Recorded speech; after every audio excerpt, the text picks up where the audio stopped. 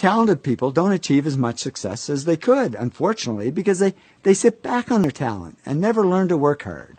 That's what happened to Michael Jordan when he first started playing basketball. He had the talent, but he wasn't putting in the work, and the coach actually cut him from the high school basketball team. Boy, that was a wake-up call. He says, I was very disappointed. I started working on my game the day after I was cut. And he soon became the hardest working player in basketball. And that hard work is what made him the greatest basketball player of all time. So I'd say the real gift isn't talent, it's the ability to work hard.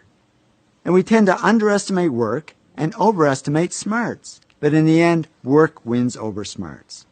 In fact, many successful people aren't the smartest. They just work the hardest. Francois Parenteau said to me, I'm certainly not that smart.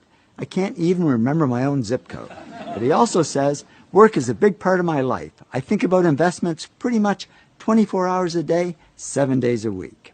Nez Hallett III is CEO of Smart Wireless. And I thought that's ironic, because he told me he's not that smart. He says, I graduated from high school with a C average and college with a C- average.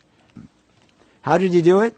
He said, if you're going to be successful at anything, the key thing is to work hard.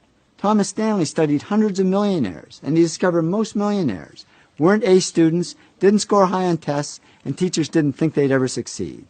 But they did succeed because they worked hard. Yong Kim, president of Lucent Technology, says people who are the smartest sometimes don't realize their full potential because things get too easy, so they don't push themselves hard. The bottom line is, whether you're smart or not, whether you're talented or not, just keep working.